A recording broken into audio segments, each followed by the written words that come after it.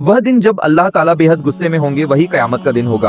आज शैतान तुम्हें यह वीडियो पूरा देखने से रोक रहा है, तो अपने ईमान को मजबूत करो, एक लाइक दबाओ और कमेंट में अस्तगफिरुल्लाह लिख दो। उस दिन का डर इतना होगा कि लोग हजरत आदम अलैहिस्सलाम के पास जाएंगे और कहेंगे, हमें अल्लाह के सामने सिफारिश कीजिए। आदम अलैहिस्सलाम कहेंगे, आज मेरा रब इतना गुस्से में है जितना पहले कभी नहीं था। मैंने उस मना किए हुए पेड़ का फल खा लिया था। आज मैं सिर्फ अपनी जान की चिंता कर रहा हूँ, नफ्सी नफ्सी वापस जाओ। फिर लोग हजरत नूह अलैहिस्सलाम के पास जाएंगे और वही कहेंगे।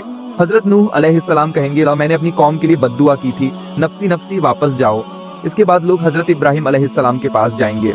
हजरत इब्राहिम कहेंगे, मैंने 3 बार झूठ बोला था, नफ्सी नफ्सी जाओ। फिर लोग हजरत मूसा अलैहिस्सलाम के पास और फिर हजरत ईसा अलैहिस्सलाम के पास जाएंगे, मगर सबका जवाब वही होगा, नफ्सी नफ्सी, अपनी जान की फिक्र है। आखिरकार लोग हजरत मोहम्मद सल्लल्लाहु अलैहि वसल्लम के पास जाएंगे और कहेंगे, ए रसूल अल्लाह, हमारे लिए सिफारिश कीजिए। रसूल अल्लाह सल्लल्लाहु अलैहि वसल्लम फरमाएंगे, मैं ही इसके लिए भेजे गए हूँ, मैं ही इसके लिए हूँ। फिर वह अपने रब के पास जाएंगे और कहेंगे, उम्मती उम्मती, मेरी उम्मत। अल्लाह ताला उनकी सिफारिश मंजूर करेंगे और उनकी उम्मत में से कई लोगों को बिना हिसाब किताब के जन्नत में दाखिल करेंगे। इसीलिए कयामत के दिन अपने सिफारिश करने वाले रसूल सल्लल्लाहु अलैहि वसल्लम पर दुरूद